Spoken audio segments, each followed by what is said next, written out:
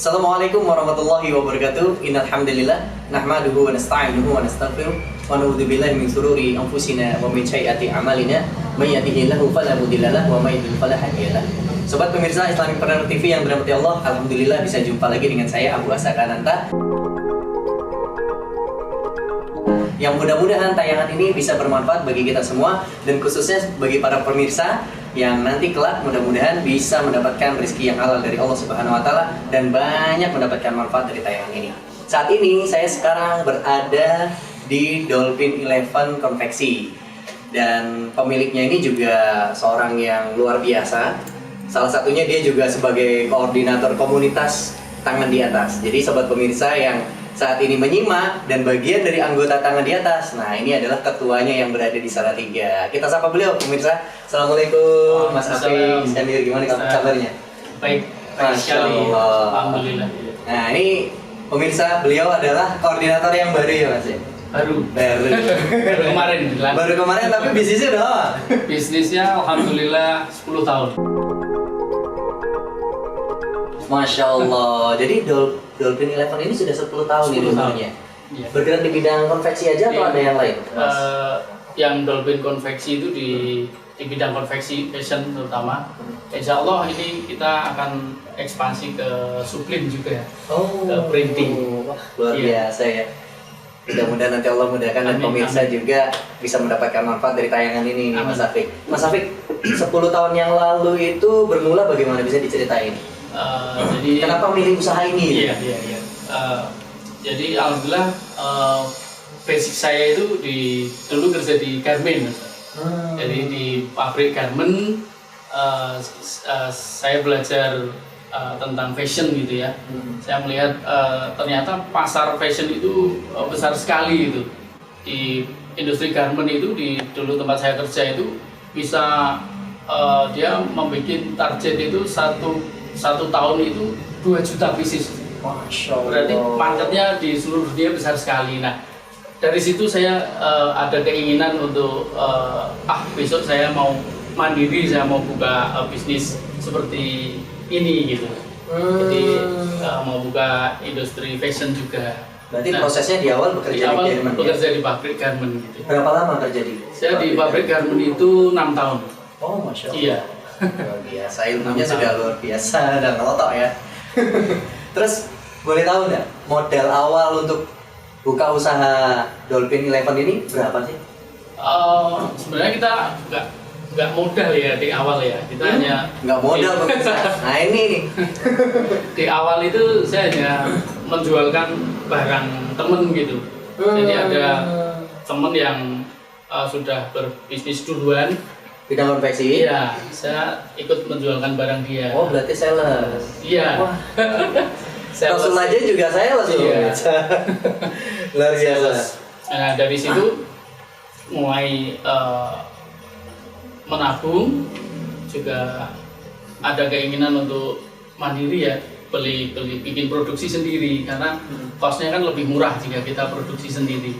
Dengan ilmu yang saya dapat di garment itu saya mulai memberanikan diri untuk beli mesin jahit itu. Alat-alat utama ya, mesin jahit. Dan itu saya nggak bisa jahit.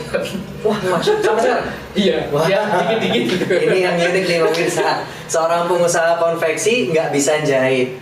Sudah 10 tahun dan Masya Allah kita bisa lihat ya di belakang sini juga mesin jahitnya banyak dan juga ordernya sangat banyak. Inilah bagian dari kekuasaan Allah Subhanahu wa taala, ketika kun fayakun, Allah ingin memberikan apapun, insya Allah terjadi. Wah, kok nggak bisa jahit tuh gimana? Karena dulu di bagian garment juga bukan bagian jahit saya. Kebetulan saya di quality control. Jadi saya bagian ngecek kualitas ya. Tapi bukan di bajunya sih sebenarnya. Saya ngecek di kualitas kainnya. Jadi fabric quality control gitu. Masya Allah. Iya. Ini benar-benar luar biasa nih. Mungkin orang akan berpikir begini Mas Afif. Orang kalau mau usaha itu ya harus tahu caranya. Misalkan kalau dia usaha jualan nasi goreng ya harus bisa masak nasi goreng gitu. Tapi kok kepikiran nggak waktu itu nanti usaha saya akan jalan atau tidak kalau saya nggak bisa jahit? Bagaimana memanage teman-teman yang di bagian jahit ini Mas Afif? Jadi Boleh sedikit cerita ya Ustaz ya? Iya, banyak ada Pak.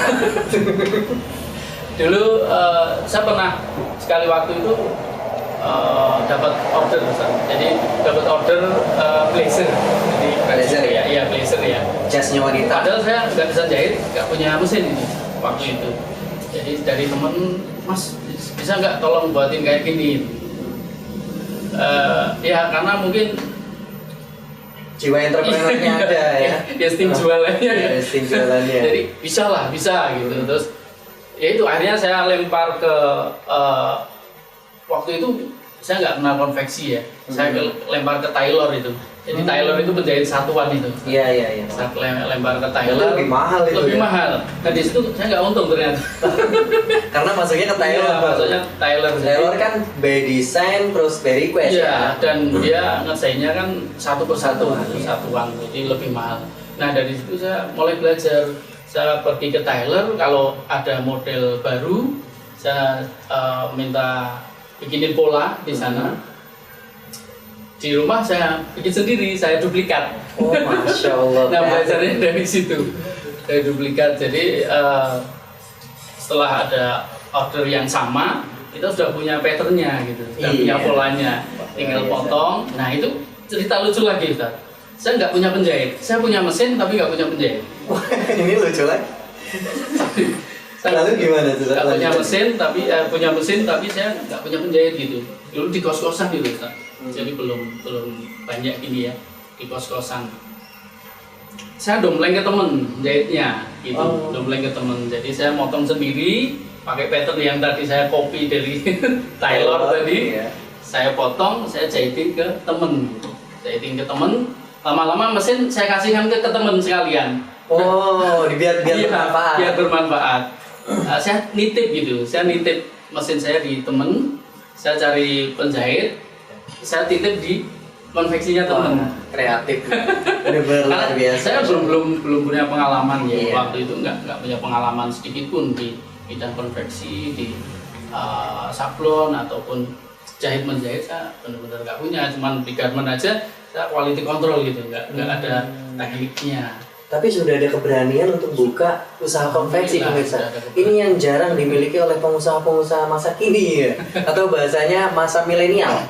Karena di zaman masa milenial itu kebanyakan ikut seminar, tapi nggak action mas. Masya Allah. Iya.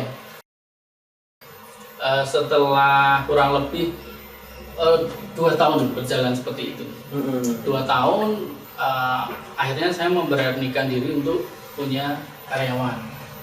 Itu saya mulai cari karyawan yang penjahit saya titipkan tadi, saya tarik jadi karyawan saya.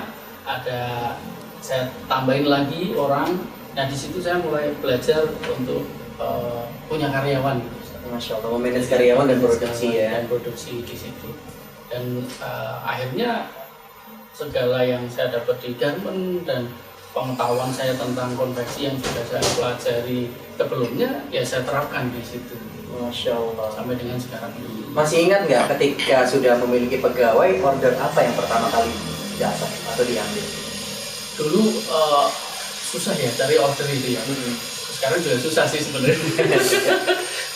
Seharusnya bilangnya udah gitu ya, biar lanjut nonton pemirsa. Tapi kalau tahu caranya jadi mudah. Nah itu dia pemirsa.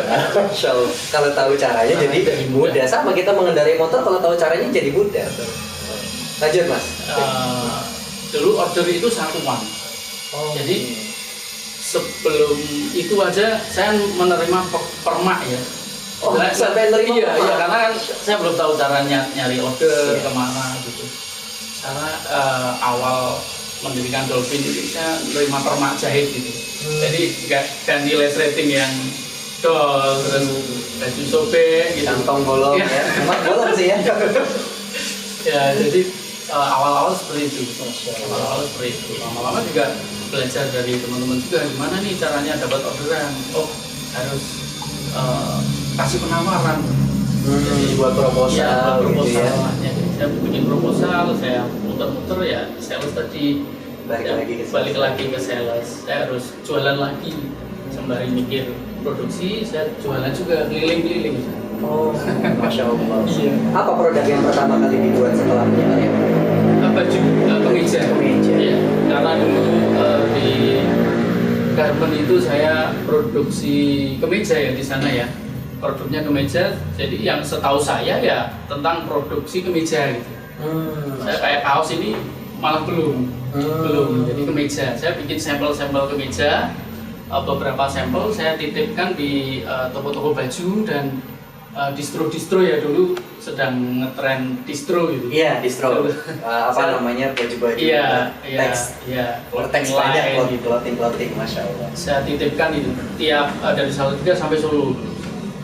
Luar biasa pemirsa. Jadi saya titipkan satu, saya titip sampel, ada yang kalau distronya agak gede gitu saya titipin 2, 3 gitu. Jadi itu yang awal dari mulai munculnya order dari situ. Permintaan itu ya. Akhirnya mereka tanya, Mas bisa custom nggak? Bisa pesen nggak ini? Iya. Atau cuma jual baju jadi? Saya mau nggak mau kita terima karena kita nggak ada orderan nih. Hanya ya mau nggak mau kita terima. Oh bisa kita terima ya. Sambil belajar order mulai masuk itu dari sampel-sampel tadi, ada yang pesen 1, pesen 2, pesen 3 gitu. Masya Allah nih pemirsa. Berarti sampai sekarang masih jalan itu ya konsep seperti itu? Yang konsep seperti itu sekarang udah nggak relevan ya sebenarnya ya. Oh, bukan sudah zamannya? Iya, ya? udah nggak zamannya lagi. Sekarang sudah mulai beralih ke online. Oh, online. Iya. Okay. Online pre-order kita juga. Dan masih banyak pengusaha punya distro yang pesan. Distro ini kan sudah turun ya. Turun trennya ya. Trennya turun jadi produk custom sekarang ya. Oh, masya Allah. Walaupun satu aja masih diterima ya di sini. Bisa. Masya Allah. Wah, ini dari tadi ceritanya sangat menarik ya, Mas Afik. Ada nggak sih kisah yang buat ya mungkin sisipan perjalanan sebuah bisnis itu kan nggak selalu mulus ya, Mas Afik ya. Kalau nggak salah dengar-dengar juga pernah terlibat dengan riba ya. Nah itu gimana ceritanya Mas Afik? Jadi gini, jadi ya karena dulu masih ya belum tahu ya, kita belum tahu banyak. Jadi awal-awal memang kita pinjam di bank gitu untuk modal awal. Jadi bahkan kalau dapat order yang banyak itu kita butuh modal, kita pinjam ke bank. Oh. Ya alhamdulillah sampai sekarang ya masih ada sisa-sisa. Oh. Ada sisa-sisa yang berarti sisa-sisa yang iya peninggalan kita pengen benar-benar iya bersih dari riba. Masya Allah, mudah-mudahan. Jadi salah satu keinginan kita dalam berwirausaha itu insya Allah akan wujudkan. Cuman hanya saja jalannya ini yang wajib kita tempuh adalah harus menghindari, salah satunya adalah haram. Ya ini dari riba. Karena Allah Subhanahu Wa Taala juga sudah berfirman, yamhaqullahu riba wa yurbi shadaqah. Allah akan memusnahkan riba dan menyuburkan sedekah. Jadi sahabat-sahabat pemirsa Islamic Partner TV dimanapun Anda berada, dan juga terkhususnya mobil khususnya kepada Mas Afik, ya mudah-mudahan kita semua bisa segera terbebas dan terlepas dari riba. Amin. Masya Allah Mas Afik. Ini tapi sudah nggak pakai jalan itu lagi sudah, ya? Sejak tahun berapa Mas sudah bahasanya insaf ini? 5 tahun. Wah sudah 5 tahun ya, Masya Allah. Mudah-mudahan Allah istiqomahkan nanti perjalanan hijrahnya. Amin. Dan Allah tambahkan nanti keberkahan di dalam usahanya. Masya Allah. Mas Afik, ini dari tadi kita udah panjang lebar ngobrol. Ada satu yang menarik sih, Dolphin Eleven itu tadi belum dibahas. Kenapa kok milih brandingnya Dolphin Eleven? Dolphin itu ini ya, lumba-lumba. Eleven tuh 7, jadi lumba-lumbanya 11. Oh apa? 11 saya ingat ya 7. 7 ya 7. Jadi kenapa lumba-lumba ini? Iya. Sebenarnya simple sih. Saya pengen punya nama itu yang pertama mudah diingat aja. Lihat orang gampang ingat gitu. Dolphin itu kelihatan unik gitu, kelihatan aneh kan. Konversi dolphin gitu, padahal dolphin lumba-lumba yang pertama. Yang kedua, lumba-lumba itu punya kedekatan dengan manusia. Oh iya, betul. Nah kita pengen bisnis ini bisa bermanfaat, punya kedekatan ke semua customer kita. Gitu. Oh Masya Allah. Seperti keluarga sendiri. Berarti inspirasinya dari kedekatan tadi ya. Mudah-mudahan ya Allah mudahkan. Nah, angka 11-nya itu? Nah, angka 11 itu cita-cita sebenarnya dulu. Kita pengen Dolphin itu punya 7 cabang, 7 jenis usaha yang berbeda. Padahal tadi 11 ya? 11. Oh, iya. 11 sih ya. 7 atau 11 ya pemirsa? Tadi saya nyebut 7 di klarifikasi 11, sekarang 11. Terkontaminasi kan Ustaz. Berarti sudah masuk sugestinya tadi ya. Masya Allah. Jadi intinya 11 jenis usaha ya, bukan Iya. cabang ya? Bukan. Oh, 11 jenis usaha. dan ini sudah berapa? Mau 2? Mau 2. Masya Allah, berarti masih ada PR 9 lagi pemirsa. Mudah-mudahan Allah mudahkan. Amin, amin. Masya Allah, luar biasa. Ini dari tadi sobat pemirsa nunggu-nunggu nih Mas Afik. Pengen dapat motivasi bagaimana memulai usaha tadi yang sudah antum ceritakan dari awal sampai akhir. Mungkin itu kilas perjalanannya Mas Afik ya sebagai seorang pengusaha. Namun pasti ada dong motivasi-motivasi untuk sobat pemirsa Islamic Partner TV yang mudah-mudahan nanti menjadi amal jariahnya Mas Afik.